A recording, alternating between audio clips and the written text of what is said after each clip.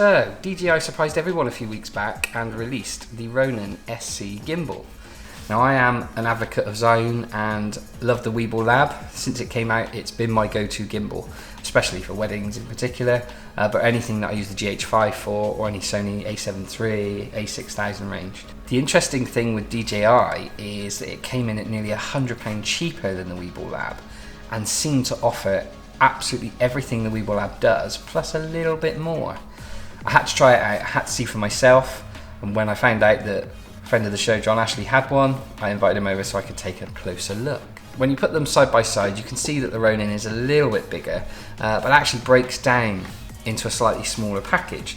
The Weebill Lab's not big by any means, but the Ronin does give you the option to take the battery off, which means you've just got the top component of the gimbal, the main handle, battery, and of course the tripod legs. All together, it weighs about the same, but you do find that it's a bit more comfortable to hold the Ronin, and I actually think it's a tiny bit lighter. Even though the GH5 with the 12 to 35 Panasonic lens is a little bit heavier than the Sony, there's not much in it, but straight away I feel much more comfortable holding the Ronin, and that is really what this is all going to come down to. If you had £300 to spend or $300 to spend, what would you buy? And there's a few things that's really making me consider switching over to this Ronin SC. So with the design and the shape, they both have the back part of the gimbal drop down so that you can see the screen and you've got no issues there at all, which is great. One of the nice features that I really like about the Zhiyun is you can take the handle off via the new quick release option and pop it straight onto the back, and that will give you a top down option so you can carry it briefcase style and get those low shots. So that was the first thing, and it's an angle that I use, and it was the first thing that drew my attention to that gimbal and the fact that the Ronin doesn't have it. But I just had a little play with this, and with the legs, again, the legs click in very nice there. There's a little bit more thought's gone into the design of the tripod legs. They're very nice to hold, and because of that extra length, you can actually put it lower to the ground. And with the flip out screen, it's not going to be a problem being able to get those low shots. So a slightly nicer design on the Zhiyun, but not by much. Now, it's early days to say on battery length and how long you're going to get from shooting on a full charge. I've been informed this one does a couple of weddings. You might need to give it a charge. That's not really a problem. As long as it lasts for a full day of shooting, that's great. It's the same with the Weebill Lab. I only get probably 2 weddings before I need to charge. It's slightly cheaper to replace the batteries on this, as you have to replace the whole grip handle and charge it through the crane. But again, it's just something to consider. I like the way DJI do their batteries, and this is no exception, and I love the grip of this. It's a slightly elongated grip rather than a round grip, and with the Weebill Lab, if you grip it on the main section there, you'll find you're covering a lot of the buttons, which is really frustrating. Also, the joystick, I do use the joystick at times to move obviously the camera up and down and change your point of view, and on the back of the Ronin it's much easier. You've got such a good grip there that you can just bring your thumb up and use it, and it's so responsive.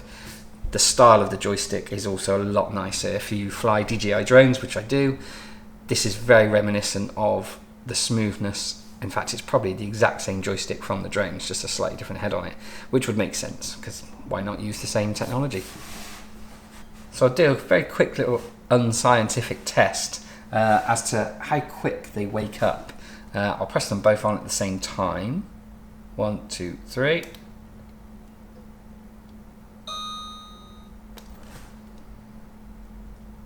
So you can say the Zhiyun wins there just by about 1 second. There's not much in it.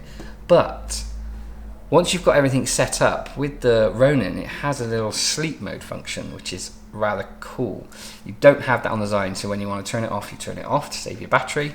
Now with the Ronin sleep mode, you can just tap the power button and it goes into this low power state to save battery.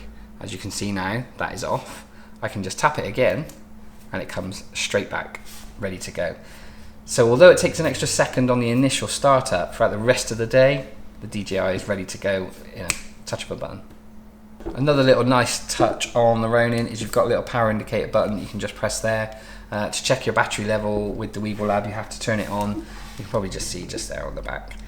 You actually have to turn it on so you can see how much battery power you've got, and it does take a few seconds. Sometimes you turn it on and it might drop and say there's no battery. It just takes a few seconds to read out. Again, these are just nice little touches that were thought about. The only major difference really is the fact that they've decided not to go with any sort of top handle, but because you've got a lovely grip and the feet, which they are lovely and they click in lovely there, it gives you that extra length. So it all depends what you think is going to be best for you. There's a lot of features that they share with FPV mode, selfie mode. You've got a go mode on here, which is also reminiscent of the sort of high-speed reaction mode on here, and it will go any which way you turn it very, very quickly. But the other thing we've seen with the Ronin SC is that you can set it up to your phone, use your phone's gyroscope to move it around, and that is really cool. So included in the package with the Ronin is the phone holder, but the other bonus with this, not only can you just have that attached obviously to the side, and if you use your phone, send the signal from your camera to your phone, you have a much bigger screen, and that's all well and good, but also you can take that off and it comes with a hot shoe mount, which you would then pop straight on the top of your camera, use your phone with the DJI app, and you've then got active track mode, which is also a real big bonus. You can just set it using the phone, select the person, and it will follow them, and obviously your camera will do all the focusing for you if you've got it in autofocus mode, and away you go. Again, that's just something that you don't get with the Weebill Lab. So that's enough chat for now. I'm just going to show you some clips that John has managed to shoot over the last few weeks with this Ronin SC, and I'll show you a few clips that I've got with the Weebill Lab, give you my final thoughts and whether or not I think it's worth going for one over the other. Let's just see what it can do.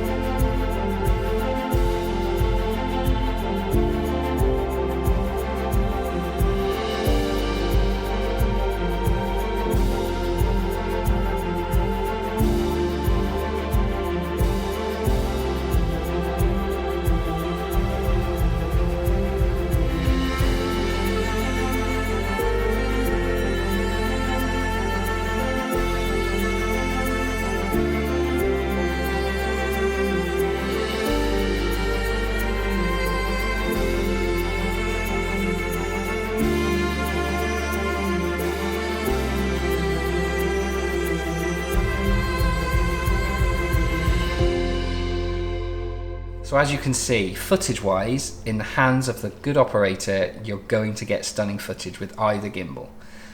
So really, you want to know which one is the best to buy. It comes down to personal taste. I personally think that the DJI is the way to go just because of the extra features that it offers. There's a lot of features you may not use, but it's nice to have them. I would have definitely said the Ronin SC the day it came out, because it was nearly £100 cheaper, but since then the Weebill Lab has now dropped to more or less the exact same price here in the UK and abroad. You can get them both for about £325 in the UK and a very similar price in dollars. So price doesn't matter. The extra grip on the top is something that I don't use as much when I want to go into briefcase mode, and the Ronin has, I think, personally, a nicer feel about it. The way you can grip the battery. With the original Ronin, I didn't like it. It was too heavy. The battery, the way you gripped that battery just didn't feel right. They've really thought about the design, especially for small mirrorless cameras, and this thing's an absolute winner. I'm very impressed. I believe the total weight of the gimbal is a little bit lighter than the Weebill Lab, and just those features means I'm going to have to go with DJI on this one. As always, it's just my opinion, but I am very impressed with this Ronin SC. We've got a lot more coming in the world of video, and the Crane 3 Lab is actually winging its way here to the studio very soon. That's to be used with the Blackmagic Pocket Cinema camera. I've actually been working a lot more on some things to do with that, so there's a little series coming out soon, but that's a little way off just yet. I'd be interested to know if any of you actually already own the Ronin SC or the Weebill Lab, and if you were going to change over or which one you're going to go for. So do let us know in the comments below. Thanks again for watching. I hope you've enjoyed this video. Please don't forget to hit the like button if you did, and also the subscribe button. Every person that's subscribed really helps the channel grow. We're growing quite fast, and we've got a lot of cool things coming up with some giveaways very soon. And as always, I'm Matt, this is Roto, and I will catch you in the next one.